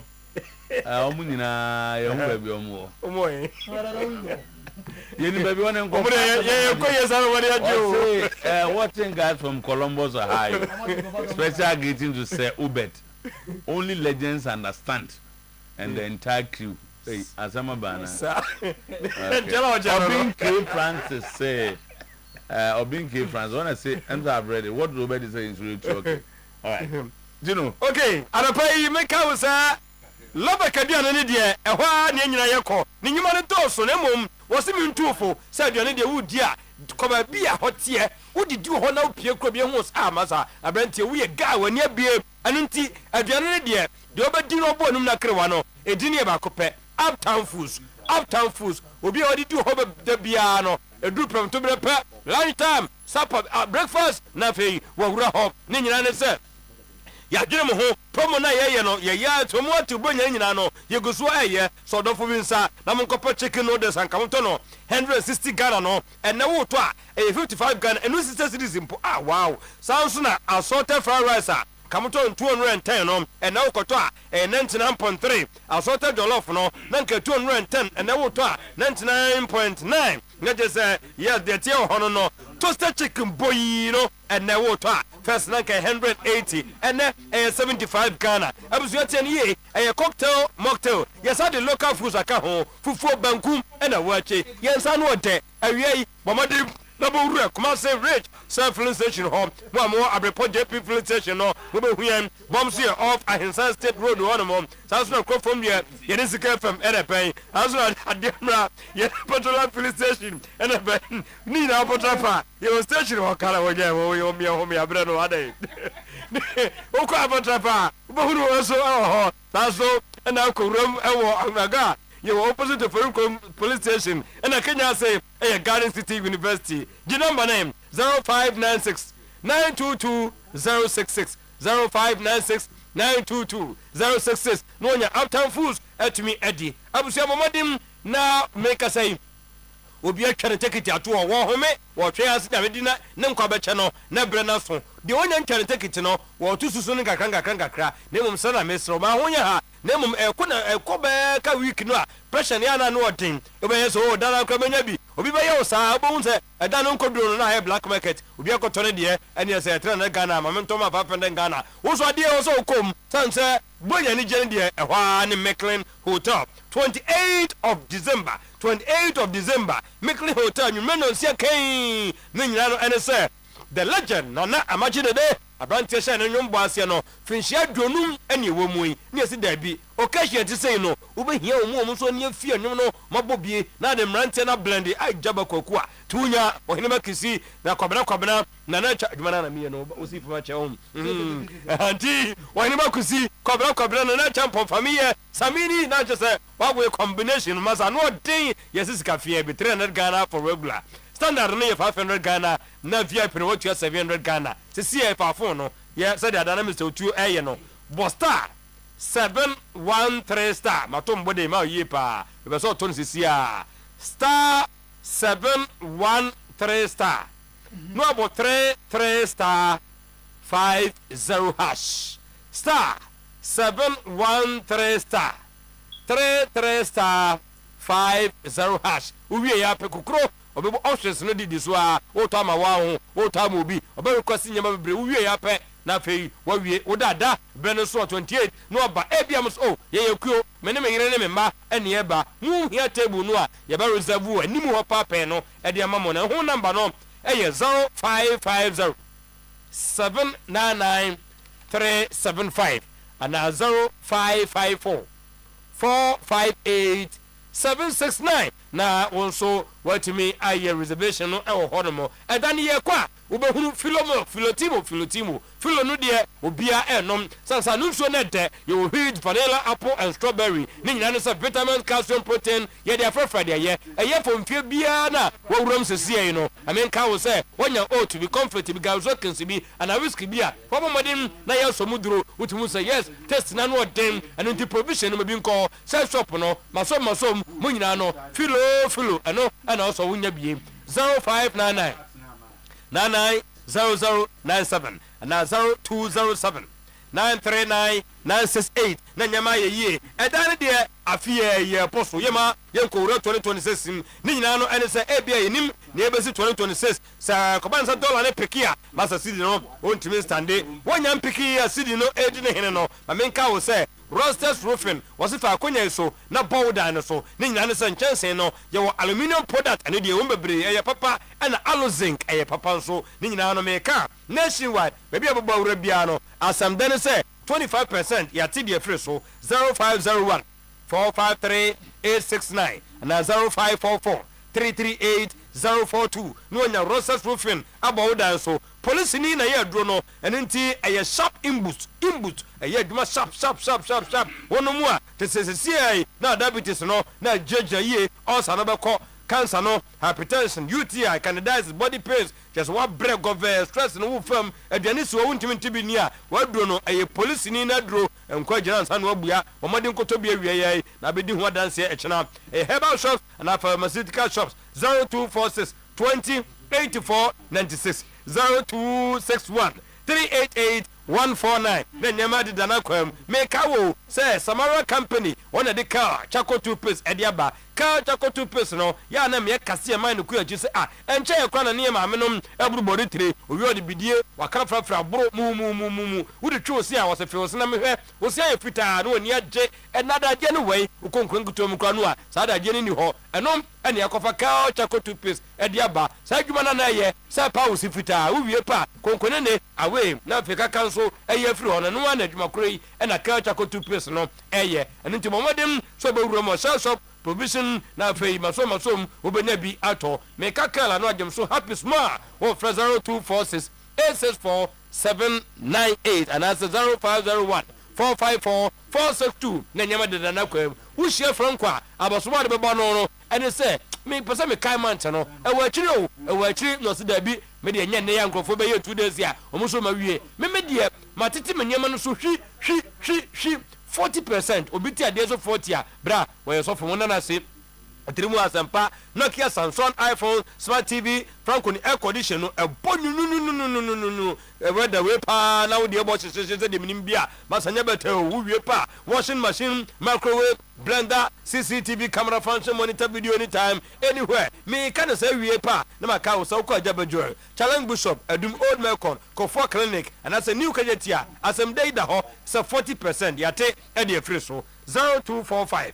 316969 0245 316969 power ohengiri akosua doya ena yes anu pa no nyina ntina meka wo say hepatitis timi nkotwam awa power feature no nkwaje fans ho ochia no kikra no da hwefom okwa wo mani pedua no biem fatty liver enu nti amenka wo say prostate no ye de rubber shem ye de shem be kakra no na je se kodwo to na je se nipa be de agenu awu wie pa ulcer fibroid kidney stone sk no ye de aba liver no de ejira yi a de bia no woni problem enu nti bomade nkopɛ liver ka ni bi na tumi no bema bia wadre ba kopɛ didika herbal mixture and capsules oba ukoto eni eso wo dia oboa obu nkontangura fa koma kunu onom na yisise no mama ya adwumre fa so no wa na abedi e wo ho aye Accra Kwabenya ACP Road Power Bar Stop kuma se efe yase Musumtu Road ono Dreya Junction ene pen ala kwade de ya Naji Estate woni Ahantama Bank no ene pen 0244 544 422 0244 544 422 0200 383831 number C and the Bakoho. T Memphamo legend sa na 1126 on the show. Na Yentwaso Emfa Embamo boss player. Tiro, Van Dijk has performed poorly and should be benched. For Joe Gomez, Slot is behaving like Salah is the only one playing bad. And here Percy. Then wait free George say, I'm with you on the Salah issue. Salah is being selfish and throwing tantrums. Liverpool has played 15 league games and Salah has only failed to start 3 games. And he's acting like he's been left out of the team for months. He's not being honest with himself. I'm not sure he remembers the last time he got a shot on target. His shots on target rates and take-ons have declined. It's current form that should inform a coach's decision as to who plays or not, and what not you have done in the time past. He's not the only problem, but he's definitely one of the problems, since he doesn't help defensively, even when now, more than ever, the team needs to stick together defensively because of the defensive issues, and currently he's not doing much in attack. Okay, so Liverpool for we are George. Now my name so Liverpool and I say, oh yeah, and okay, right, Captain. Mudo. Yeah, we feel no. Mudo aba. What's happening here, Lucy? Serious. Mudo very serious. But then, okay, so me amaka na say, me feel say the quality levels no, among the teams no, are very close. Have been bang. And that. Who's the first? No, who's the when Kotoko and House of Hope were buying the very best from other clubs. No, now it was obvious. No more distance. But this are they still not buying the very best? I don't think that they are doing that. Sir, I don't think because season end there. On say not players no more are deal leagues no. Oh man, especially Kotoko. Mizoto. On say, for example, House of Hope. House of Hope have moved out from that team. The past 5 years, House of Hope has not been doing that. Say crowd Mizoto after Omuko that Cincinnati that you know. They feel like young picking young boys. That's why House of Folk only interested in picking that small boys are supporters in every Omoka. Omu added some experience to it. Empire, you know. So Omu Yakran and the first no. The real league first no. Me feel say I think that a nema anemo Omu Yakasian. For instance, support. Now, a fact is endorsing there. And Sikasem. What the bonus is Kakan about? Logistics. But once almost getting poorer. The younger ones now also getting poorer. It's not like almost Sikana. The bigger teams, no. I think the individuals now more your teams. No. Omo ewo the freedom and the desire to spend.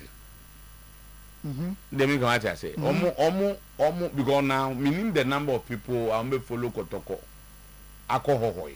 And I don't know how supporters omo ba stadium ho ebe support Kotoko. But be a maybe a Kotoko bo hohoi no kra. They dominate. Still no more no. I don't want to say factor na free ho. Yeah, free. That time because the factors in the doors. But the Americans to young to say because so quality gap not too close. And medias are all over. Too close. The leagues. So while they are Arsenal maybe will lose to Aston Villa, a bit of issue. Where Arsenal now the quality on the field, on the bench, put together now. And so we are ahead of many clubs. Baba Aston Villa in terms of quality, that's not say they've maintained a squad, a certain squad because they've been there for some time and are more consistent. At this, you know, Kotokoni has a lucky signing man also. Kotokoni has start keeping players together for some time. No more lucky. Next season, you assume about over there 15 players. Has to folk the same. Abraham has to folk. Like I say, yes, you know about 17 players. League table not the same. A dual league table now. But project my Mediama is on 26 points. Diana interestingly drew with Baseke. Baseke after playing against Kotokona and Vimaba. Tom Baseke ball draw over Diana home. With the Diana form and over. Coach, no winning a deal. You so now Baseke. No, that's a adult because I'm not coaches are. Okay, I'm added Johnson Smith to 8. But Ivan Adote name has been mentioned for coach of the month. Honest, no. What I say?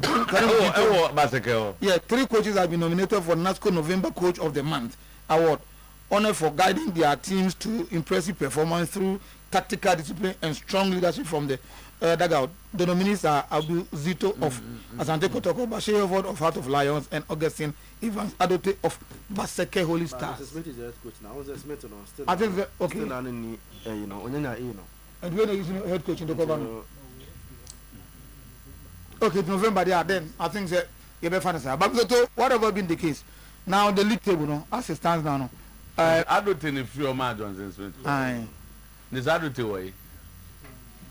Don't you need Diana? Debut. I don't tell them so. I'm saying he's still there as because of on your time. I head coach of finance. Manoti Nibako. Oh, okay. I said it to come. Yeah, the training. Oh, me, sir. And you look 8 now, training a day. Third one. There be 8 matches, 3 wins. And you are nominated for best coach. I do run to the door by I don't know 6 matches, 3 wins, isn't it? And so on the average, you know. I think the one is going to win it over party. But from what I'm reading, if it's anything to go by, I'm very disappointed to hear Santi Kotoko IMC is going to meet Kojito to discuss the future. That's why I say if it is sir, may disappointed. Nano a Zolo. Nano Misia own baby. In near Quaver Minikusium. Almost as say, almost Monday meetings are you. Say no more. And this how we could discuss the future and the other no. I discuss the future. In fact, I don't know what has changed, but the argument then was that at this time of the season, what does future say? What is that? This future saying?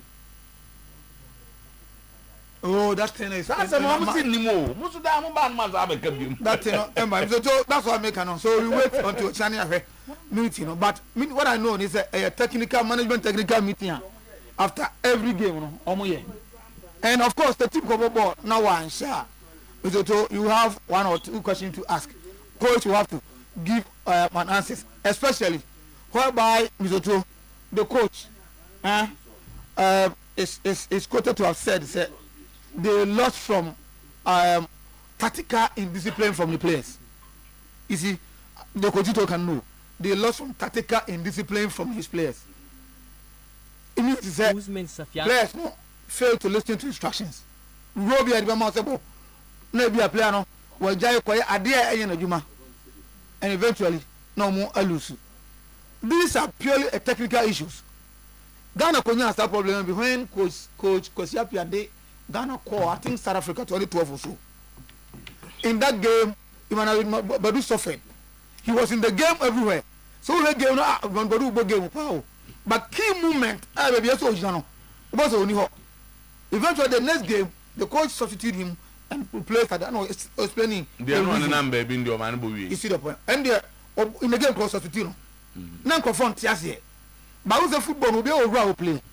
Sometimes we'll be busy for nothing on the field, and that is what might have caused as I'm going to go defeat. You know. And this game, according to this game, so too, no more react to say. At least for one, they need to beat us and they go to go because ever can have more friendly match. I'm not going to show more. That was when they were in the Division 1. So don't more prepare yet. Say they need to take these points. So I think a hard work from them. When you go there and Kenya, then discipline on the field of play, it's going to affect you. So coaches must sit down and reassess the team and talk to the team and make sure they almost fan to the team for the next games. So there's too much of issues surrounding us and they got to go. Too much of issues surrounding us and they got to go team this time around. Okay? Aside Omu topmost player, no, actually, player as we stay a Kobasa we coach Krana, so it becomes an issue. The next players are found so maybe a Timako camp. No about thing. The issues are surrounding the condos. All this goes to affect the team performance. People among from training baby we now coaching. So I think that the management and the technical team must sit down and work around a lot of things to improve the team. They are not far from winning the league. 5 points separate winning Mediama. We are still in the first one. But they are drifting away. Because 4 games without a win to Asante Kotoko means they say if it continues like this, by the time they found themselves now almost. But as it stands now, all is not lost. I think they need to improve things. And not so player Emmanuel Eukoware entry. Waware. So to weekend Waware. I say Wanyana Okafontino. Or no, the meaning na adinta. We be try on so worry. The me just adintina Okoware na. Okoware weekend. Adinta why? Said somewhere so worry. And do date from the team. They don't usually do that in the middle of the season. Well, you see, when you go off, there is a standard practice. This period, players are busy.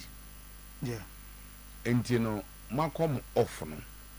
Maybe at the end of the season because you need time, concentration. I think it's go injury list too. And do I hear that my or injury list or treatment table so. And sorry I go on. They say treatment no there. Or the couple and you do